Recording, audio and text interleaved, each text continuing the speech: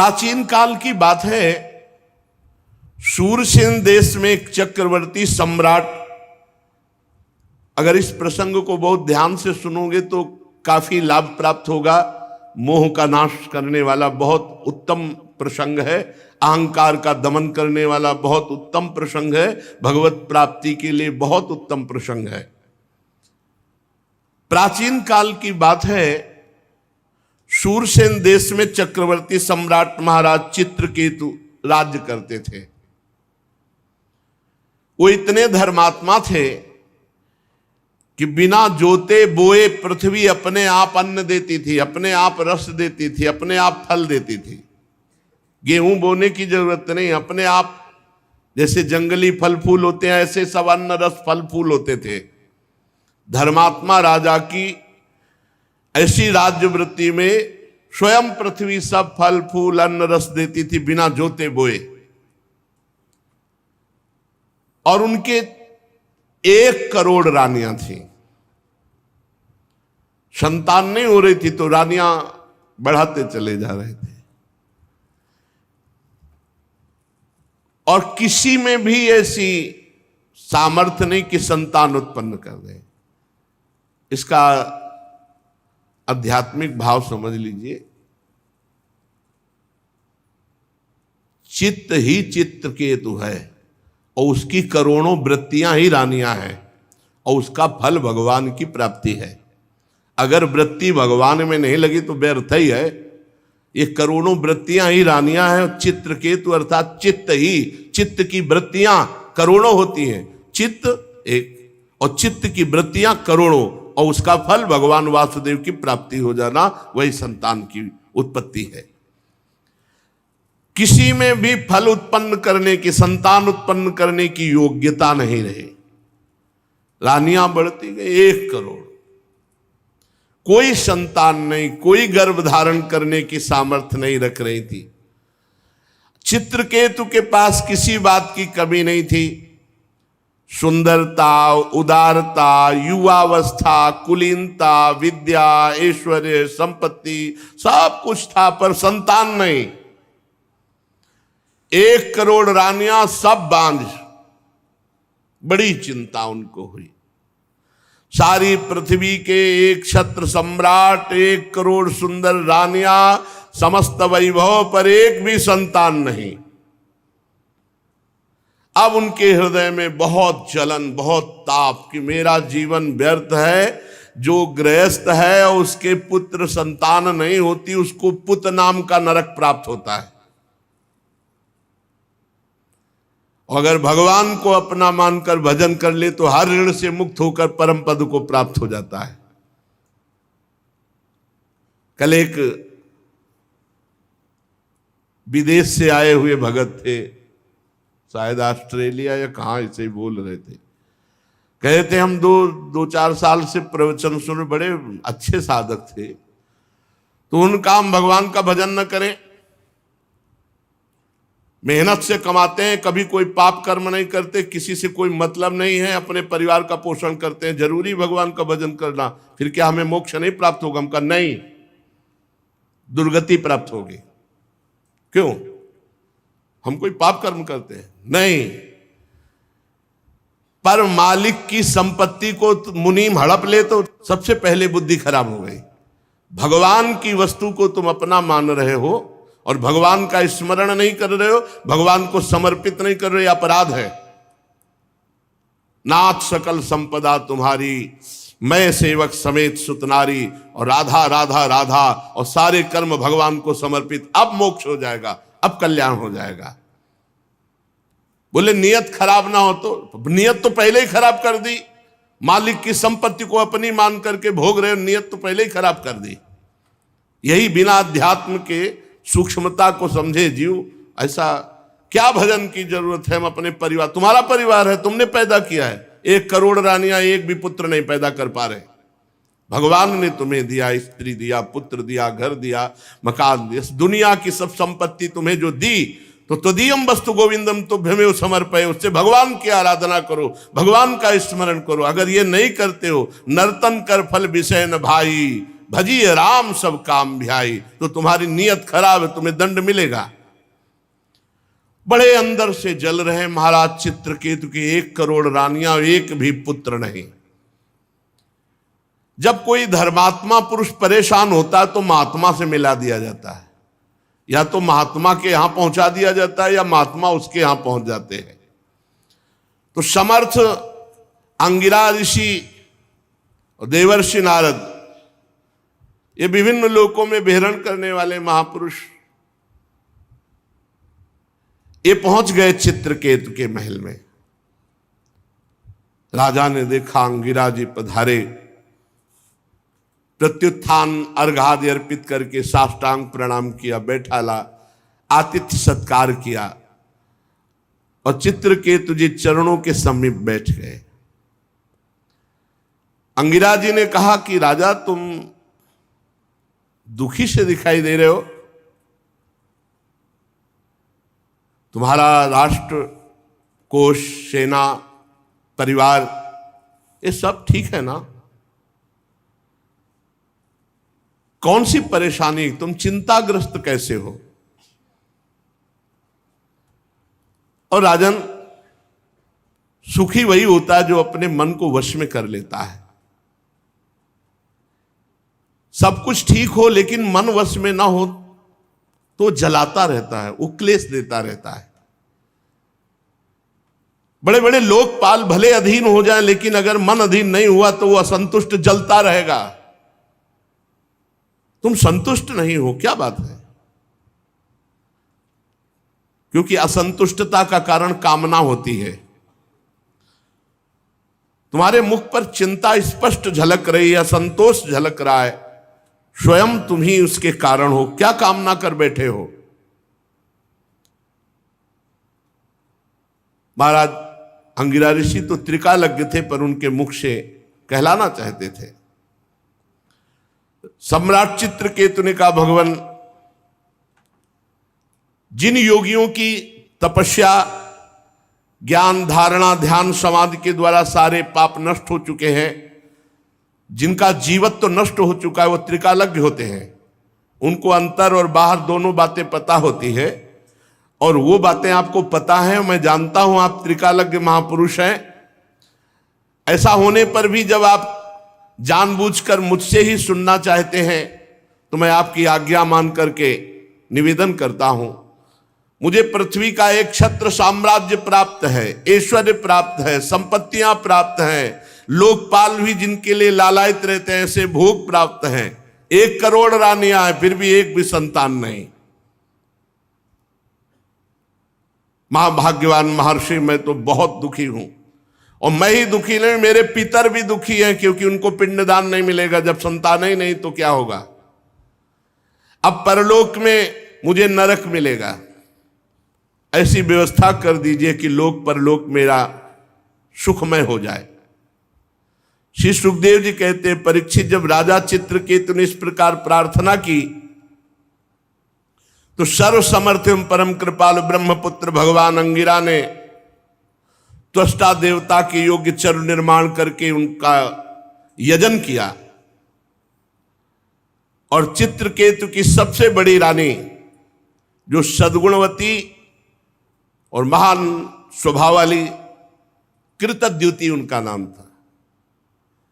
महर्षि अंगिरा ने मंत्रों के द्वारा यजन किया हुआ चरु उन्हीं को केवल दिया, कृतद्युति को। राजा चित्रकेतु से कहा, तुम्हारी पत्नी के गर्भ से एक पुत्र होगा जो तुम्हें हर्ष और शोक दोनों प्रदान करेगा। और ऐसा कहकर अंतर्ध्यान हो गए। चित्रकेतु को एक बात केवल सुनाई दी, तुम्हारे पुत्र होगा। आगे की बात नहीं सुनाई दी, जो हर्ष और सुख प्रदान करने वाला होगा। महारानी कृतद्युति प्रसाद को जो मंत्र से अभिषिक्त था पाया और गर्भ धारण किया। अब तो रोज चित्रकेतु के हृदय में अपार आनंद और सीधे राजकाज करके कृतद्युति के ही महल में जाना। कृतद्युति का गर्भ शुक्ल पक्ष के चंद्रमा के समान दिनों दिन क्रमशः बढ़ने लगा। समय आने पर महारानी कृतद्युति के गर्भ से एक सुंदर पुत्र हुआ।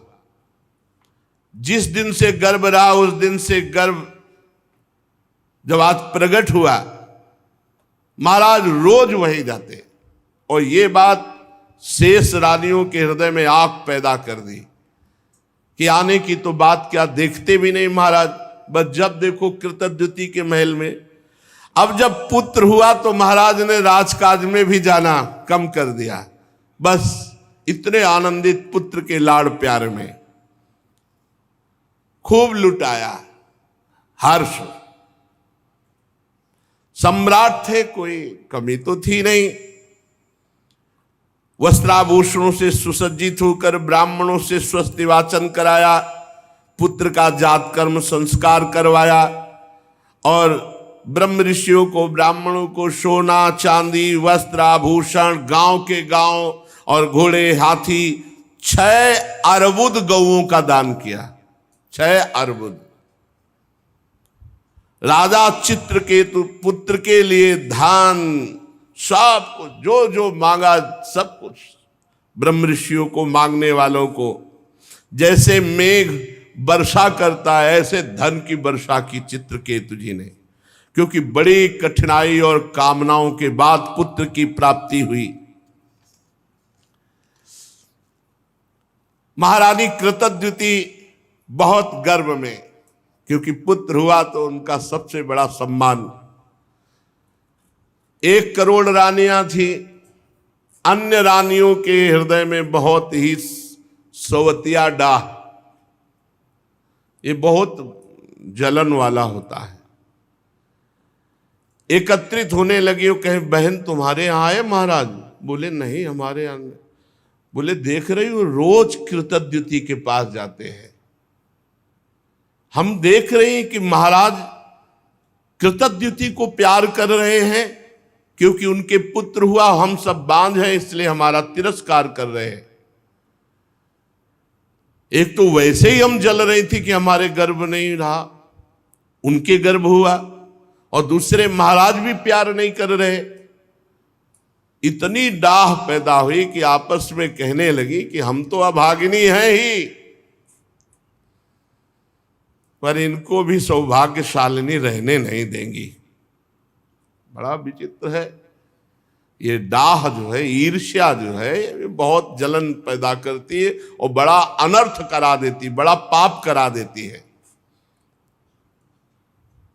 देखो ना, अब तो महाराज मुझे पत्नी भी मानने के लिए स्वीकार नहीं कर, सीधे बस कृतद्युति के महल में। सचमुच हम सब धिक्कार के योग्य हो गई।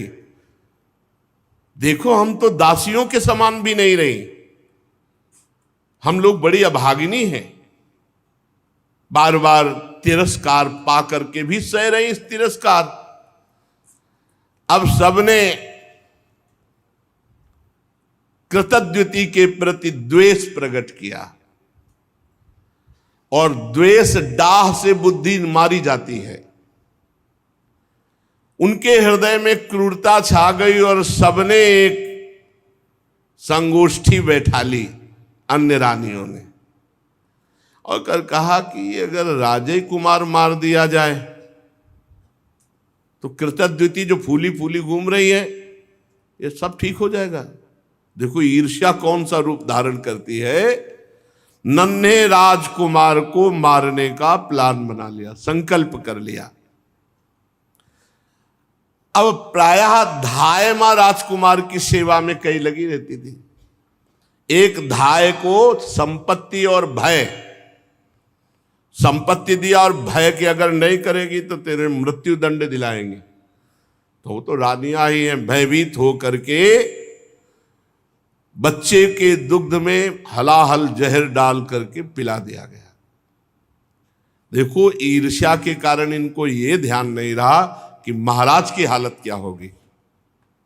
अपने हृदय की जलन मिटाने के लिए कितना बड़ा अनर्थ कार्य कर दिया कि पूरे राज्य का भविष्य उन्होंने चौपट कर दिया।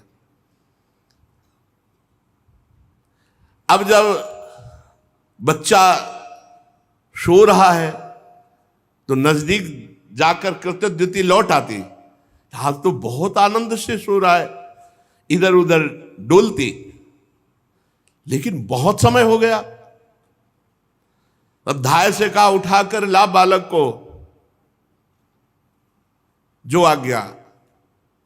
धाय उस बालक को देखकर चीख पड़ी, क्योंकि अलग अलग धाय होती थी। पूरा नीला शरीर पड़ चुका था। हाय हाय चिल्लाने लगी और मूर्छित सी हो गई। धाय की दशा देखकर रानी दौड़ करके गई और देखा पूरा शरीर नीला, क्योंकि इतना जोर का जहर दिया गया था कि बचने की संभावना ना हो। आंखें उलट गई थी, पूरा शरीर, मुख से फेन निकल रहा था, प्राण निकल चुके थे, मृत शरीर। देखते ही वो तो मां थी, शोक से मूर्छित होकर गिर गई। शरीर अस्त व्यस्त, फिर होश आवे, फिर मूर्छित। रनिवास की सब रानियां एकत्रित हो गई। वो हत्यारिणी भी, वो कृतज्ञता से ज्यादा नाटक कर रही थी रोने और बेहोश होने का, जिन्होंने जहर दिलाया था। कोई जान ही न पावे कि ये सूचना राजा को। अब सोचो राजा की हालत क्या हुई होगी, जो इतनी मनौती के बाद एक पुत्र हुआ था। महाराज तो ये बात सुनते ही कि राजकुमार की मृत्यु हो गई, धड़ाम से गिर गए। मंत्री आज उनको पकड़ करके धीरे धीरे ला रहे, बाल खुले हुए, बस वो तो वही जानते हैं जिनके हृदय में कभी ऐसी पीड़ा हुई हो। लंबी लंबी सांस लेते हैं, आंसुओं की धारा कपोल को भिगो रही और कुछ बोल नहीं पा रहे, बस फिर मूर्छित हो जाते। फिर मंत्रीगण उठाकर उनको महल तक लाए। पति प्राणा रानी कृतज्ञती अपने पति की दशा और अपने बच्चे की दशा देखकर विलाप कर रही। महारानी की भी स्थिति, महाराज की स्थिति, पूरा नगर व्याकुल, पूरा महल हाहाकार। अरे विधाता, तू कितना निर्दयी है, कृतज्ञती जी कहती है। तू अपनी सृष्टि के प्रतिकूल चेष्टा करता है। बड़े आश्चर्य की बात है, हम बूढ़े तो जिंदा बैठे, हमारा बच्चा पधार गया। क्या बिगाड़ा था तुम्हारा इस बच्चे ने, या क्या बिगाड़ा था हमने? वास्तव में अपने पापों का कर्म भोगना पड़ता है। प्राणियों के जन्म मरण का कोई और दोषी नहीं, अपने ही कर्म होते हैं, अपना ही प्रारब्ध होता है। अगर अपना ही प्रारब्ध सब कुछ है तो विधाता तो किस बात का विधाता? हमें लगता है कि तूने कभी किसी से संबंध नहीं जोड़ा, स्नेह नहीं किया, प्रेम नहीं किया, इसीलिए तू इतना निठुर है। इस बच्चे को मार करके तेरे को क्या मिला? फिर दौड़ करके पुत्र को छाती से लगाती, बेटा तुम मुझे अनाथ और दीन करके क्यों चले गए? आंख खोलो तो सही, ऐसे जैसे मोह आविष्ट जन ऐसे विलाप। राजकुमार उठो उठो, देखो तुम्हारे पिता कितने व्याकुल हो रहे, देखो हमने कितना सुंदर भोजन बना रखा, ऐसे विलाप कर रहे हैं। प्यारे लाल, अगर तुम्हारी मुखारविंद की मुस्कुराहट देखने को नहीं मिली तो मेरे प्राण निकल जाएंगे। श्री सुखदेव जी कहते, परीक्षित, चित्रकेतु और रानी कृतज्ञती अपने मरे हुए पुत्र को बार बार छाती से लगा के से फूट फूट कर रो रहे हैं, विलाप कर रहे हैं। सारा नगर शोक में डूब गया कि अरे भविष्य में होने वाले राजकुमार राजा होते और उनको विष दे दिया गया, ऐसा। अब कोई वहां समझाने वाला तो है नहीं। फिर वही दोनों महापुरुष आ गए, महर्षि अंगिरा और देव ऋषि नारद जी। इसी असर जब कोलाहल मचा हुआ है महान दुख का। राजा चित्रकेतु तो मृत प्राय होकर पुत्र के पैरों के पास पड़े हैं। अंगिरा और देवर्षि नारद जी गए और कहा, राजेंद्र उठो उठो। वो महाराज के जो देखा जिन्होंने पुत्र दिया था वही महाराज आए, चरणों महाराज महाराज। तो उन्होंने कहा राजन सावधान सावधान, तुम जिसके लिए इतना शोक कर रहे हो बालक पहले तुम्हारे पूर्व के जन्म में कौन था जानते हो? तुम उसके कौन थे जानते हो? अगले जन्म में वो तुम्हारा क्या बनेगा, तुम उसके कौन बनोगे जानते हो?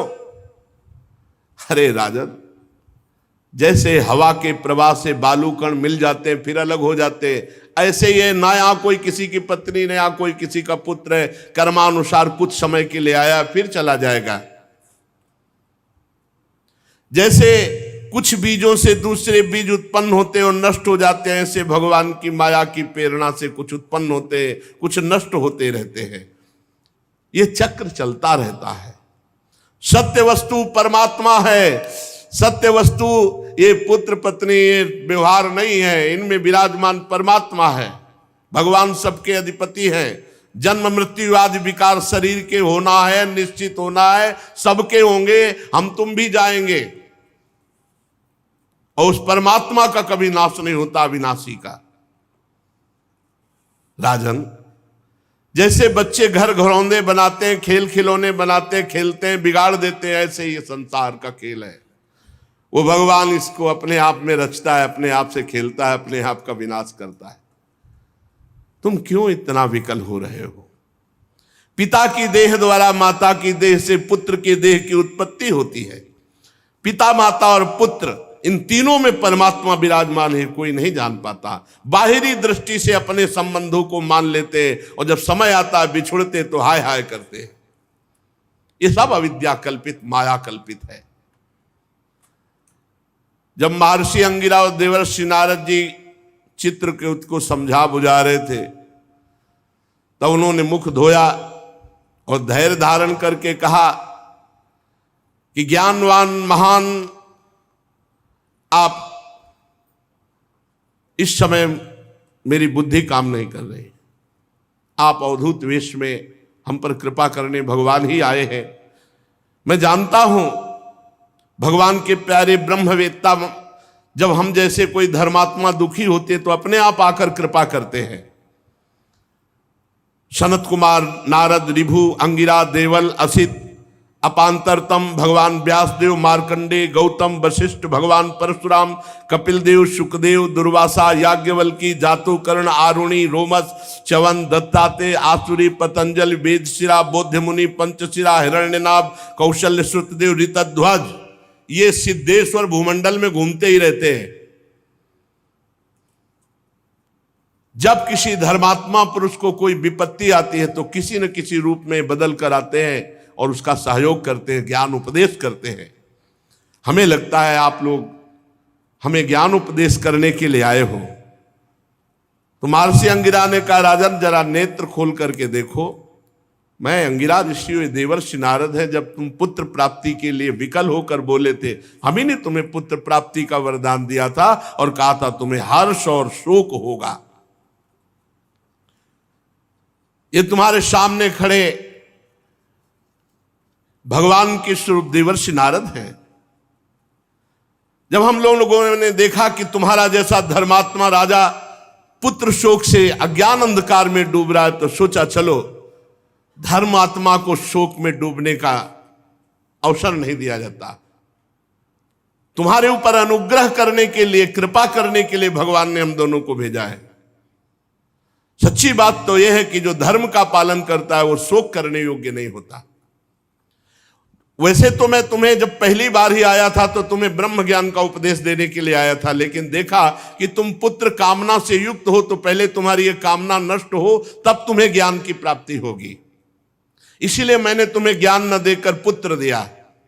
अब तुम स्वयं अनुभव करो क्या सत्य है, पुत्रवान को कितना दुख होता है।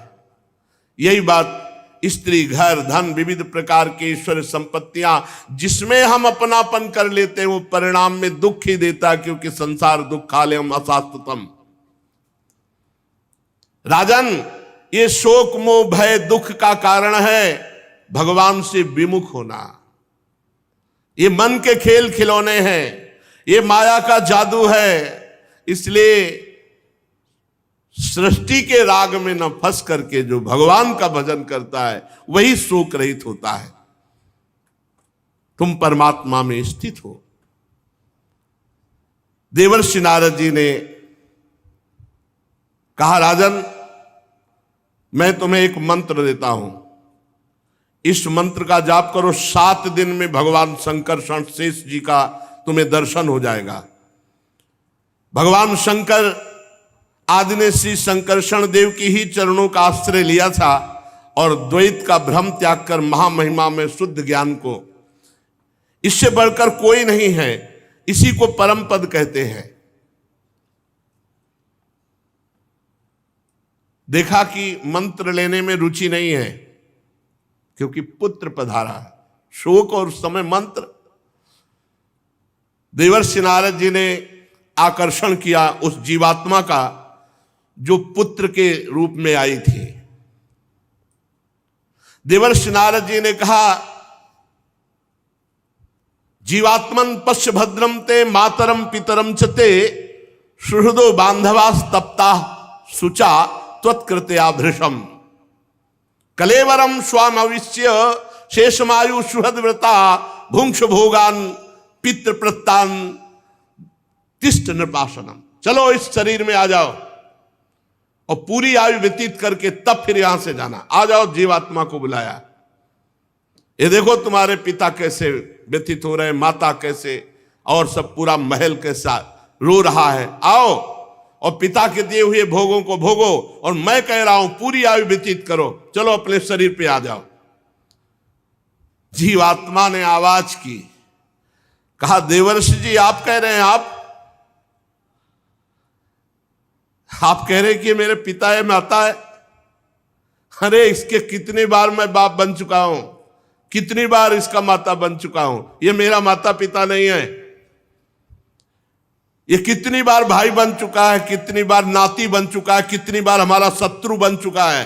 ये कितनी बार हमसे उदासीन हुआ है, कितनी बार हमसे द्वेष किया है। अपने कर्मानुसार मैं आज इसका पुत्र बना था, बस इतने समय के लिए। ये मेरा कोई नहीं है। जैसे व्यापारी के पास से सामान एक के पास दूसरे के पास जाती रहती है, ऐसे कर्मानुसार जीव एक के पास दूसरे के पास जाता रहता है। विचार करने से पता चलता है। 4 दिन इसके यहां जन्म ले लिया, ये हाय हाय करके कह रहा है मेरा पुत्र, मेरा पुत्र। ये सुना रहे हैं सबको, सबके बीच में सुना रहे हैं। नित्य अहंकार रहित वो जब जीव अपने कर्मानुसार गर्भ में आता है, तभी तक, जब तक शरीर में रहता है तभी तक वो माता पिता मानता है। इसके बाद कुछ नहीं उसकी याद, कोई उसका नहीं। जैसे कोई लोग पूछते हैं कि हम जब मर के जाएंगे तो हमारे पिता हमसे बात करेंगे, माता बस शरीर तक, शरीर छूटा काम खत्म। शरीर तक केवल संबंध। मैं अविनाशी हूं, मैं सूक्ष्म हूं, जन्मादि से रहित हूं, अपने कर्मवश इसके गर्भ में आया था। ये ना मेरी माता है ना मैं इसका पुत्र हूं। जन्म मृत्यु से रहित हूं, मैं ईश्वर स्वरूप हूं। ना तो मेरा कोई प्रिय है ना कोई अप्रिय है, ना मेरा कोई अपना है ना कोई पराया है, ना कोई हित है ना कोई अहित है, ना कोई मित्र है ना कोई शत्रु है। मैं सबसे उदासीन, मैं अद्वितीय हूं। इस शरीर कर्मानुसार ग्रहण करने मात्र से केवल कुछ समय के लिए मैं पुत्र बना था। राजा से कहा सुनो, और देवर्षि नारद जी से जीवात्मा ने कहा कि अब इस शरीर, गंदे शरीर को मैं स्वीकार नहीं करता। राजा ने कहा कि जाओ जाओ, मोह नष्ट हो गया। क्योंकि जब ज्ञान की बात सुनी, जीवात्मा ऐसा कहकर अंतर ध्यान हो गया, राजा का मोह बंधन कटा। फिर उन्होंने मंत्र लिया। पहले मंत्र, मोह गए बिनु राम पद होई न दृढ़। बहुत मोह विचित्र होता है। अब तो राजा ने उदासीन होकर के कहा इसका जात संस्कार कर दो। शरीर का और दैहिक क्रियाएं पूर्ण की गई। राजा ने दुस्त्यज स्नेह का त्याग किया, और जिन रानियों ने बच्चे को विष दिया था वे सब बाल हत्या के कारण श्रीहीन हो गई। अब तो हाय हाय उनके हृदय में जलन, अब उसका पाप का सब चिल्ला चिल्ला कर कहने लगे कि मैंने विष दिया। पाप छुपता नहीं, वो नष्ट करता है। अंगिरा जी ने उनको भी उपदेश दिया, बाल हत्या का प्रायश्चित करवाया, मात्सरहीन करके उनको भजन में लगाया। जहां संत पहुंच जाते हैं मंगल ही मंगल हो जाता है।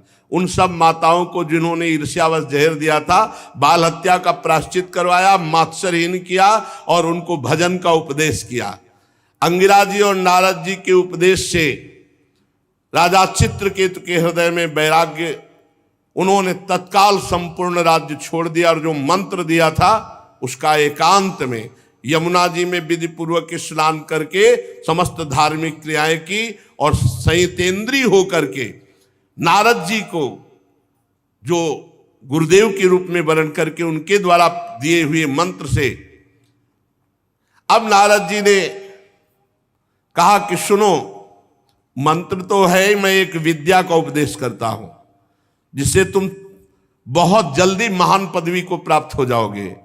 ओम नमस्तुभ्यं भगवते वासुदेवाय धीमहि प्रद्युम्नाय निरुद्धाय नमः संकर्षणाय च नमो विज्ञानमात्राय परमानंदमूर्तये आत्मा रामाय शांताय निवृत्तद्वैत दृष्टये आत्मानंदानुभूत्यैव न्यस्त शक्तिर्मये नमः ऋषिकेशाय महते नमस्ते विश्वमूर्तये वचस्यु परते प्राप्य यैकैको मनसः स अनाम रूपस्यन्मात्रः सोऽव्यान्नः सदसत्परः यस्मिन्निदं यतश्चेदं तिष्ठत्यप्येति जायते मृण्मये स्वीयो मृज्जातिस्तस्मै ते ब्रह्मणे नमः यन्न स्पृशन्ति न विदुर्मनो बुद्धिन्द्रियासवः अंतर्बहिष्य विततं व्योमवत्तन्नतोऽस्म्यहम्। ओंकार स्वरूप भगवान वासुदेव प्रद्युम्न, निरुद्ध और संकर्षण रूप से क्रमशः चित्त, बुद्धि, मन और अहंकार के अधिष्ठाता है। मैं आपके इस चतुर्व्यूह रूप को बार बार नमस्कार करता हूं।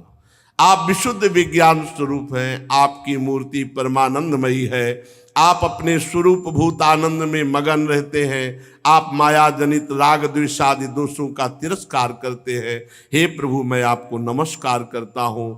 आप सबकी समस्त इंद्रियों के प्रेरक परम महान विराट रूप है। हे प्रभु, मैं आपको नमस्कार करता हूं।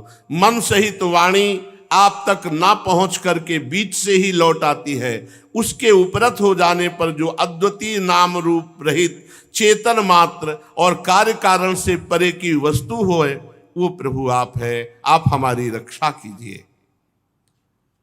नारद जी ने इस महाविद्या का उपदेश किया।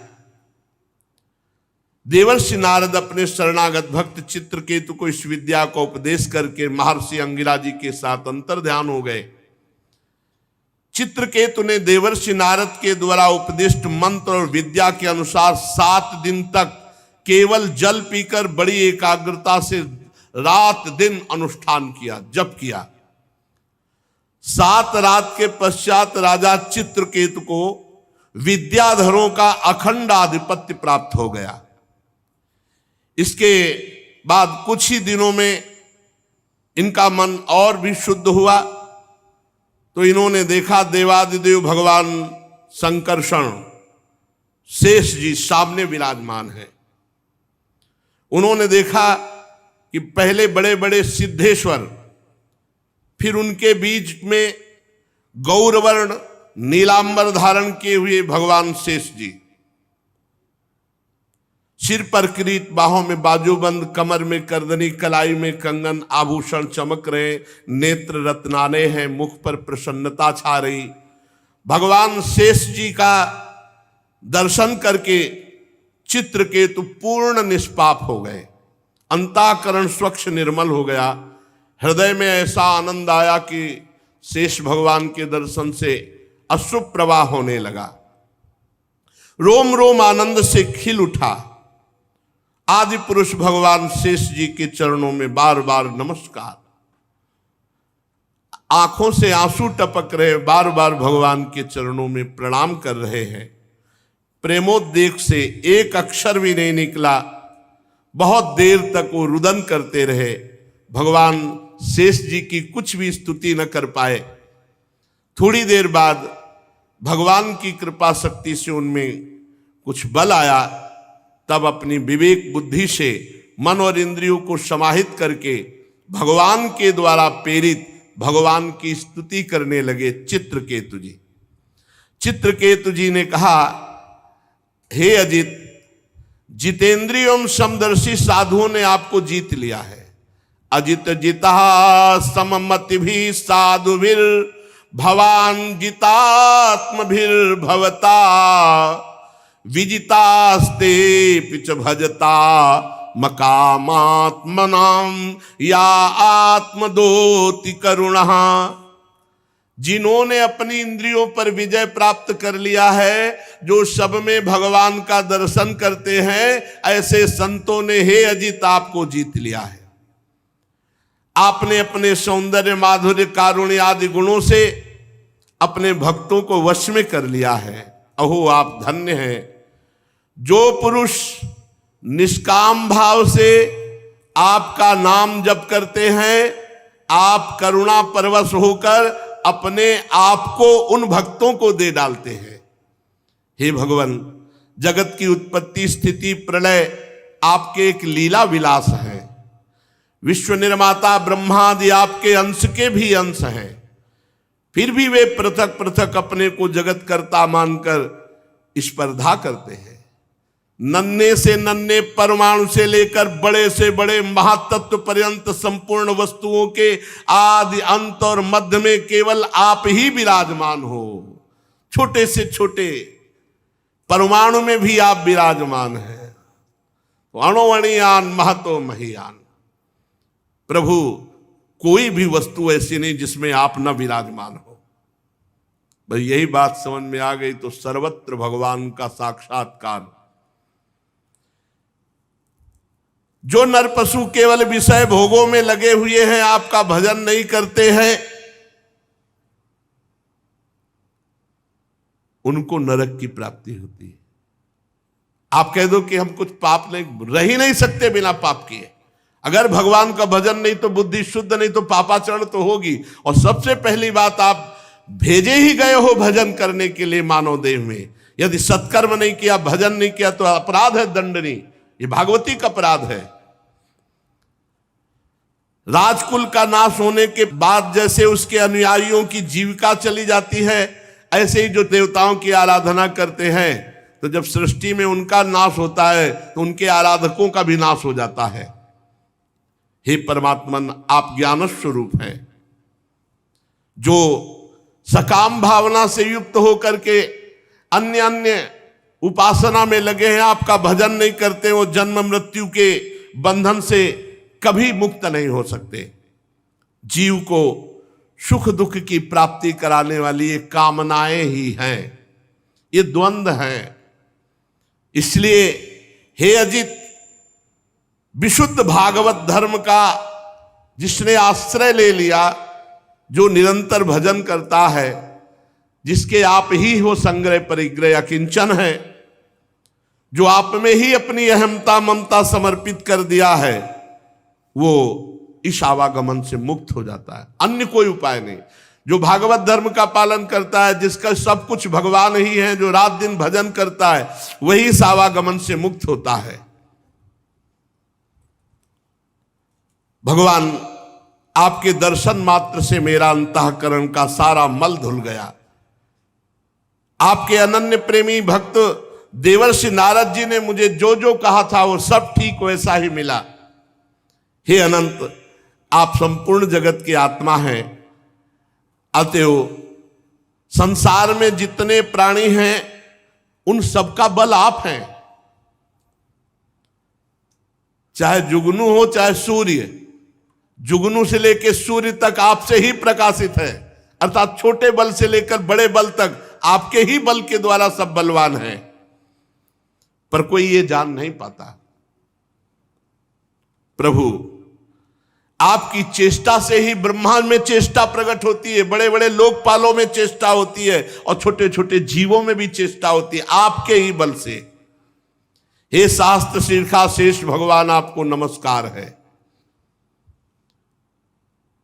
मंत्र के प्रभाव से चित्रकेतु को विद्याधरों का अधिपति पद प्राप्त हुआ और भगवान शेष जी के दर्शन हुए। भगवान शेष जी ने कहा, चित्रकेतु, ये जो बहुत जल्दी तुम्हें हमारा साक्षात्कार हुआ ना, ये देवर्षि नारद और महर्षि अंगिरा की कृपा से। ये भगवत प्रेमी महात्मा चाहे तो जो जन्म जन्म में प्राप्त होना है वो दिनों में प्राप्त हो जाए। ये जो विद्या का उपदेश देवर्षि नारद ने किया, उसी के प्रताप से मैंने तुम्हें दर्शन दिया। मेरे दर्शन तुम्हें प्राप्त हुए, अब तुम सिद्ध हो चुके।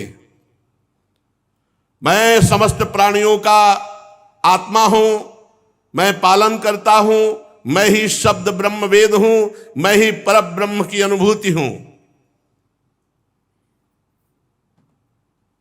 जैसे स्वप्न में सोया हुआ पुरुष स्वप्नांतर होने पर संपूर्ण जगत को अपने में ही देखता है, स्वप्नांतर टूट जाने पर स्वप्न में ही जागता है,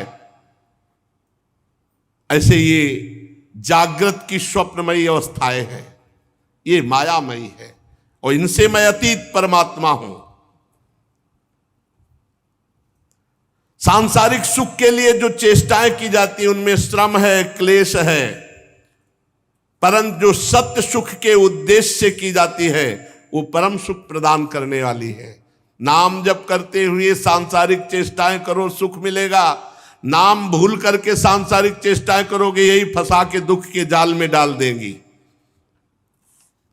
जो मनुष्य अपने को बहुत बुद्धिमान समझता है और मेरा भजन नहीं करता, कर्म के पचड़ों में फंसा रहता है, उसे विपरीत फल मिलता है। समझ लेना चाहिए, ये समझ लेना चाहिए, भजन करना अति अनिवार्य है। भजन नहीं करोगे तो दुख मिलेगा, दंड मिलेगा। इसलिए लोक में देखे हुए, परलोक में सुने हुए भोगों की चक्कर में ना पड़कर उनसे अपना पिंड छुड़ाकर मेरा नाम जप करे, मेरा भजन करते हुए अपने कर्तव्य कर्म को करे। योग मार्ग में तत्व को समझने वाला वही निपुण है जो ये बात समझ ले, जीव का सबसे बड़ा कर्तव्य, सबसे बड़ा स्वार्थ, सबसे बड़ा परमार्थ है कि वो मेरा साक्षात्कार कर ले। जाओ, आज से तुम सिद्ध हो गए। भगवान ने प्रमाण दे दिया और भगवान शेष जी अंतर ध्यान हो गए। अब विद्याधर चित्रकेतु जिस दिशा में भगवान संकर्षण अंतर ध्यान हुए थे, उसी ओर बार बार दंडवत, बार बार नमस्कार। अब तो महायोगी हो गया चित्रकेतु, विद्याधरों का अधिपति और भगवान संकर्षण का कृपा पात्र। करोड़ों वर्षों तक सब प्रकार के संकल्पों को पूर्ण करने वाली सुमेर पर्वत की घाटियों में आनंद अब सिद्ध हो गया। बस यही त्रुटि है, सिद्ध होने के बाद भी खूब भजन में लगना चाहिए। इसीलिए जो सावधान पुरुष हैं, जैसे पकड़े हुए मृग पर कभी विश्वास नहीं, ऐसे मन पर कभी विश्वास नहीं। सुमेरु पर्वत की दिव्य घाटियों में विहार, शरीर का बल और इंद्रियों का बल छोड़, क्योंकि सिद्ध। अब बड़े बड़े जन इनकी स्तुति करते, उनकी प्रेरणा से विद्याधरों की स्त्रियां उनके पास जाती। बहुत सावधानी की जरूरत है, बहुत सावधानी की। पूरे जीवन आजीवन भजन परायण। अब एक दिन की बात है कि चित्रकेतु तेजोमय दिव्य विमान पर, जो उनको प्राप्त हुआ था विद्याधरों के अधिपति पद पर, तो निकले विमान पर चढ़े चढ़े तो देखा कुछ ऋषि जो है बैठे हो, भगवान शंकर उपदेश कर रहे हैं, तो विमान पर चढ़े चढ़े गए। अरे थोड़ा तो बुद्धि ठिकाने रहनी चाहिए, ये अहंकार आ गया। देखो भगवत साक्षात्कार के बाद भी अगर भजन में त्रुटि हो गई तो किसी और की माया नहीं, उन्हीं की माया है, उतने पे भी भ्रम पैदा कर देगी। ये भी बात समझ लो। इसीलिए जो सिद्ध महापुरुष होते हैं रात दिन भजन में लगे रहते हैं, भजन से नहीं हटते। ये नहीं कि सिद्ध हो गए तो अब चलो सुमेर की घाटियों पर विहार करते हैं। देख लो उद्दंडता नहीं गई महाराज चित्रकेतु की, बहुत जल्दी सिद्ध हो गए। 7 दिन में तो अधिपति पद प्राप्त हो गया, क्योंकि ऋषि कृपा हो गई। सत्संग बराबर मिलना चाहिए, भजन बराबर होना चाहिए। न सिद्धों की भी बुद्धि में फर्क डाल देती माया। ज्ञानी नाम पिचेताल से देवी भगवती हिसाब बलादा कृष्ण मोहाय महामाया प्रेक्षति। उन्होंने विमान पर चढ़े चढ़े देखा कि बहुत से मुनियों की सभा लगी हुई है, बड़े बड़े सिद्ध बैठे हुए हैं, और भगवान शिव आसन पर बैठे हुए, और भगवती पार्वती जी बामांग की गोद में विराजमान है। भगवान शिव की बाईं जंघा पर अंबा पार्वती जी विराजमान है, और बड़े बड़े ऋषि मुनियों के बीच में बैठे हुए उपदेश कर रहे हैं। चित्रकेतु विमान पर चढ़े चढ़े ही पहुंच गया। अरे इतना तो हो साला चाहिए कि तुम्हारे से ज्यादा सिद्ध वहां जमीन में बैठे हैं, और सब सिद्धों के गुरु भगवान शंकर। तो ये विमान ही पे चढ़ा गया नीचे। विमान को ऐसे नीचे मतलब जमीन में नहीं उतारा, ऐसे बीच इच्छाधारी विमान होते, जो आप इच्छा करो वैसे विमान। तो ऐसे भगवान शंकर के समकक्ष विमान लेके गया। बड़ा भारी अपराध है, बड़ा भारी अपराध। विमान पर चढ़े चढ़े उनके पास गया, और पार्वती जी तरफ देख करके हंसने लगा, और जोर जोर से कहने लगा, एस लोक गुरु साक्षात धर्मम वक्ता शरीरिणाम आस्ते मुख्या सभायाम वै मुथुनि भूय भार्यया जटाधर तीव्र तपा ब्रह्मवादि सभापति अंगीकृत स्त्रियम चास्ते गत ही प्राकृतो यथा। वो तो थोड़ा और अशुद्ध शब्द बोल रहा है। विमान पे चढ़े थे, बुद्धि भ्रष्ट हो गई। बहुत कितना कड़ुआ बोला, मतलब भगवान के सामने कोई बोल सकता है, और ये नहीं जानते कि वही पार्वती है, वही शिव है। अरे महायोगी भगवान शिव। भगवान शंकर तो मुस्कुरा दिए, जैसे छोटा बच्चा कोई उद्दंडता पूर्वक बोले तो पिता मुस्कुरा देते ना। तो भगवान शंकर, भगवान अपि तच्छ्रुत्वा प्रास्या अगाध धीर नृपा, अगाध ब्रह्मबोध प्रदान करने वाले भगवान शिव तो केवल मुस्कुरा दिए, बच्चा है। चित्रकेतु अब भी कटाक्ष करके पार्वती जी की तरफ हंस रहा था। भगवान शिव शांत बैठे। सब ऋषि मुनि, अरे इसकी बुद्धि भ्रष्ट, क्या बोल रहा है। अरे सनकादि अब ऋषि मुनि हुआ, कोई थोड़ी है कि सब सिद्ध भगवत प्राप्त महापुरुष वहां बैठे, ब्रह्मबोध चर्चा हो रही। चित्रकेतु को भगवान शंकर का प्रभाव नहीं मालूम था, सत्संग नहीं हुआ। बहुत काल सत्संग करने से तब बात भक्तमाली जी कह रहे थे बिना सत्संग के भगवान मिल सकते, उद्दंडता नहीं जा सकती। अगर साधु सेवन किया होता ना 2-4 साल, लंगोटी धोया होता महात्मा की, तो इसकी बुद्धि खराब नहीं होती। मंत्र दे दिया, 7 दिन में मंत्र के प्रभाव से विद्याधर का अधिपति बना। थोड़े दिन और जब किया, संकर्षण भगवान का दर्शन हो गया। अभी एक कुछ दिन रहता संतों के, नारद जी के पास, संतों के पास रहता, तो उद्दंडता ना रहती इसकी। इतनी बड़ी उद्दंडता। जितने भी सभा में बैठे थे सब की रुद्र दृष्टि हो गई। कैसे बात कर रहा है भगवान शिव से, कैसे बात कर रहा है। चित्रकेतु को भगवान शंकर का प्रभाव नहीं पता था,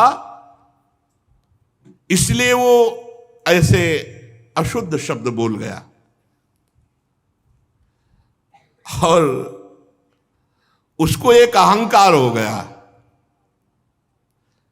रुषाहा देवी दृष्टाय निर्जितात्माभिमानिने, उसको घमंड था कि मैं विद्याधरों का अधिपति हूं और मैंने संकर्षण भगवान का साक्षात्कार किया। ये बहुत ही आश्चर्य की बात है। इसीलिए सत्संग अनिवार्य है। कोई भी कितना भी बड़ा सत्संग अनिवार्य है। घमंड आ गया, घमंड ना होता तो भगवान शंकर को देख के साष्टांग दंडवत होता, विमान से कूद पड़ता। विमान पे चढ़े चढ़े वहां गया। पार्वती जी ने कहा, भगवान शिव तो कुछ नहीं बोले और सभा में सबको रोष था, लेकिन सब मर्यादित, बिना शिव आज्ञा के कोई कुछ कह नहीं सकता। तो पार्वती जी बोले, अयम किम धुना लोके शास्ता दंड धरा प्रभु, हम जैसे निर्लज्जों को दंड देने वाले तुम भगवान हुए हो। वो मुझे नहीं पता था कि तुम हम जैसों को दंड देने वाले हो। निर्लज्ज शासन करने चला है। जान पड़ता है ये जो सामने बैठे हैं ब्रह्मा जी, भृगु जी, नारद जी, सनक सनंदन सनातन सनत कुमार, कपिल देव जी, मनु जी, ये जो बड़े बड़े नीचे बैठे हुए भगवान शिव से सत्संग कर रहे हैं, इनको ज्ञान नहीं है। तू आया धर्म मर्यादा का उल्लंघन करने वाले भगवान शिव को उपदेश देने। ये ब्रह्मादि महापुरुष बैठ करके चरणों की आराधना करके उपदेश सुन रहे हैं। उन्हीं मंगलों को मंगल बनाने वाले साक्षात जगत गुरु भगवान शंकर का अपमान करने वाले तू शासन करने आया है। तू किनके ऊपर शासन की चेष्टा कर रहा है? तू दंड का पात्र है। उद्दंड माता जी ने कहा, तुझे घमंड हो गया है, दिखाई दे रहा है विमान में बैठा मूर्ख। भगवान श्री हरि के पावन चरण कमलों के सानिध्य में रहने लायक नहीं तू। जिनकी उपासना बड़े बड़े सत्पुरुष किया करते हैं, उनके सामने ऐसी उद्दंड भाषा। ए दुर्मते, जा, मैं साप देती हूं तो पाप में असुर योनि को प्राप्त हो। होश ठिकाने आ गए काल चित्रकेतु के, तत्काल होश ठिकाने। माता जी, दुष्ट, भगवान शिव पर शासन करने चला है। जा, आज के बाद किसी महापुरुष का अपराध करने की तेरी हिम्मत नहीं पड़ेगी। परीक्षित जेव ही चित्रकेतु को शाप दिया, सो सारा घमंड का नशा उतरा, कूद पड़ा विमान से और सिर के बल भगवान और अंबा जी के चरणों, क्षमा करो क्षमा। ये बहुत विचित्र होता है पदाभिमान। बड़ा आश्चर्य है, संकर्षण भगवान का साक्षात्कार करने पर भी देखो उद्दंडता। इसीलिए मोरे मन प्रभु अस विश्वासा, राम ते अधिक राम कर दासा। भगवान के दासों का निरंतर संग करे तो उद्दंडता खत्म हो जाएगी। भगवत साक्षात्कार होने पर भी उद्दंडता बनी रहती है। यदि सत्संग ना हो तो कहीं ना कहीं अक्रूर जी मणि लेकर काशी चले गए थे। बड़ी ऊंचाई पर पहुंचे हुए को भी माया आकर्षित कर लेती, इसलिए रोज सत्संग, खूब नाम जप, भगवत लीला कथा श्रवण, ये एक तार चलना चाहिए। अंतर पड़ा तो सिद्धों को भी चपेट में ले लेती है माया, कोई साधारण नहीं। चित्रकेतु खोपड़ी के बल माता अंबा और भगवान शिव। अब चित्रकेतु हाथ जोड़कर बार बार कांपता हुआ, प्रतिग्रहणामि ते शापो मात्मनोंजलनाम्बिके। माता पार्वती जी, मैं हाथ जोड़कर आपका शाप स्वीकार करता हूं, पर आपको प्रसन्न करना चाहता हूं। माता, आपने जो शाप दिया मैं स्वीकार करता हूं, पर एक प्रार्थना है देवी। कैसी भाषा बदल गई। अभी तक कैसे बोल रहे थे, बहुत गुस्सा वाली बात बोल रहे थे, उसमें जो लिखा हमने नहीं बोला, बहुत गुस्सा वाली बात बोल रहे थे। अरे भगवान शिव को ऐसे शब्दों से, पर ये दिखाया लीला में कि अगर भजन छूट गया, सिद्धों की गणना में आकर के मनमानी सिद्ध ही, तो फिर बुद्धि भ्रष्ट हो जाती है और कहीं ना कहीं अपराध बन जाता है बड़ों के प्रति। अब कह रहे हे अंबा, जीव अज्ञान से मोहित हो जाता है। बिल्कुल सही बात है। संसार चक्र में अपने अज्ञान के कारण भटकता है, सदा सर्वदा सर्वत्र सुख दुख भोगता रहता। माता जी, अब हे देवी, हे माता जी, हे, अब भाषा बदल गई। माता जी, सुख दुख को देने वाला ना तो अपना आत्मा है और ना कोई दूसरा है, वही अज्ञान ही है। अपने अथवा दूसरे को सुख दुख का जो कर्ता मानता है वो अज्ञानी है, क्योंकि अज्ञान ही मूल इसका है। माता जी, ये जगत सतोगुण रजोगुण तमोगुण के स्वाभाविक प्रवाह में है। इसमें क्या श्राप, क्या अनुग्रह, क्या स्वर्ग, क्या नर्क, क्या सुख, क्या दुख, ये सब अज्ञान के खेल के कारण भोगना पड़ता है। ये माया ही बंधन मोक्ष और सुख दुख की रचना करती रहती है। माता जी भगवान श्री हरि सब में सम मायादि मल से रहित है। उनका कोई प्रिय अप्रिय, कोई अपना पराया नहीं है। तथापि उनकी माया शक्ति से ऐसे कार्य बन जाते हैं जिनके कारण दुख भोगना पड़ता है। देवी, ये जो मैं विनय कर रहा हूं आपसे, साप से मुक्त होने के लिए नहीं कर रहा हूं। मैं ये चाहता हूं कि मेरी अनुचित चेष्टा, मेरी अनुचित जो बात हो गई, उससे आपको जो दुख हुआ उससे मैं क्षमा याचना चाहता हूं। भगवान शंकर अब बोले, माता जी से ही बोले, सुंदरी, दिव्य लीला विहारी भगवान के निष्प्रिय उदार हृदय दासानुदास की महिमा तुम अपने आंखों से देख लो। जो लोग भगवान के शरणागत होते हैं वो किसी से नहीं डरते। भगवान शिव का कैसा अगाध, कितना प्रेम है हरि से, कि देखो महिमा देखो उनकी।